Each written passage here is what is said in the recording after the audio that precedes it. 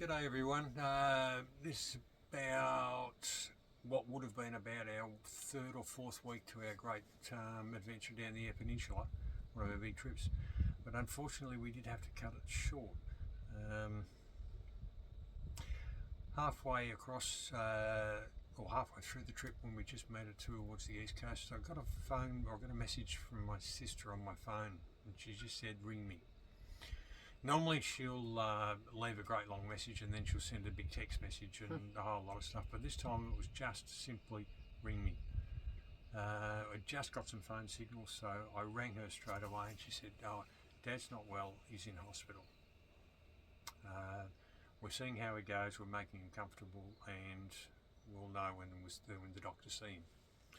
That was one evening, so we sort of thought, oh, what do we do? And we went to bed, and I got up in the morning, and not too long after we were both up, I got another call from my sister, and I knew that she was going to call, so I'd left the phone on, and she said Dad had passed away during the night.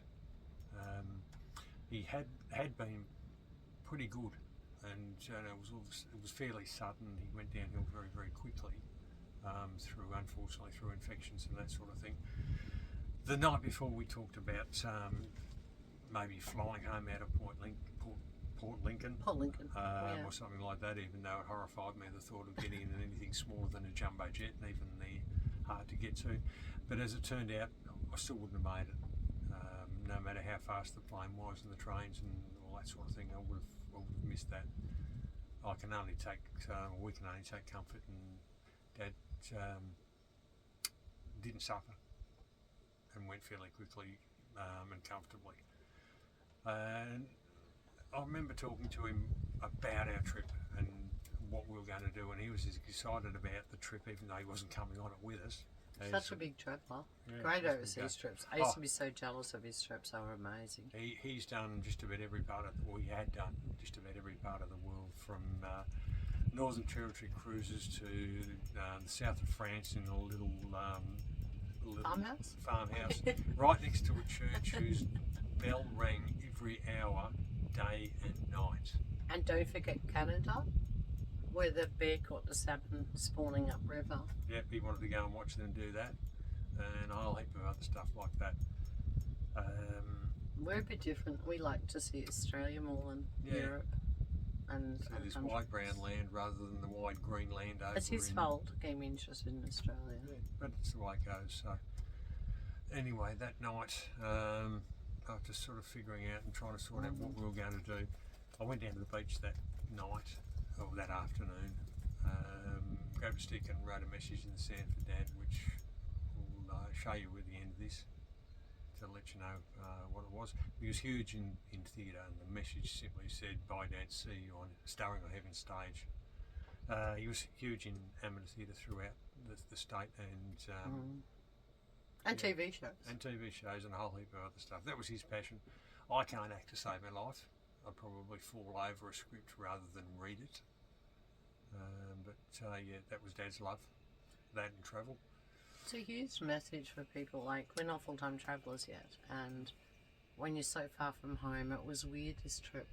It's the first time people had the itinerary wiki camps and all the emergency contacts, and I kept thinking we did it because of that storm last year when we were away and came home to a lot of damage. Yeah, little did we know it would be for this reason. So make sure when you're going, wherever you go, somebody or a few people know where you are and how to get hold of you, one way or another, whether it's on text messages or emails or WhatsApp or whatever it is, as long as they can actually find you and you can contact them.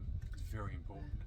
Well, we were so lucky. We just come out of some Telstra black spots, and like for the week prior we barely had signal even on the highway, and we just landed in Louth Bay and we just had a couple of bars, and it was just enough. The timing was just incredible. Like, we'd come from a campsite beforehand, it was a total black spot. Yeah, nothing at all. They would have had to send the local cops out to let us know. So whatever you do, travel safe and make sure somebody can get hold of you at some stage for whatever reason. Yeah. And it doesn't necessarily have to be something sad like this. It could be, you know, the birth of a grandchild, or Yeah, but that's expected. yeah.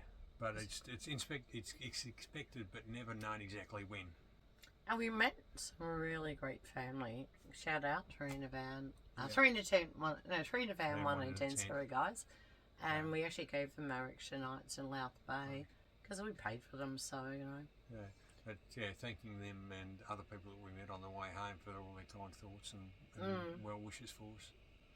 So we are going to go back and finish this trip, we think, at the end of the year and do it in his memory and... In his memory, in his honour.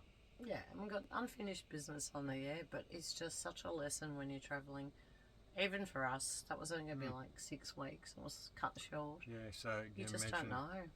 You need to, when you do your lap, make sure that your lap is covered with plenty of communication spots and someone knows exactly where you're going to be. And we are definitely investing in Starlink this time. We weren't aware of just the black spots, and we still are amazed that when we heard that he was sick that night, that we actually had phone reception. We couldn't believe it. Just yeah. Sometimes the gods do smile on you. Yeah, occasionally they do. But it is just a lesson in travelling. It's something that a lot of people travelling, no matter how long, how short, they're going to face things like this at some point.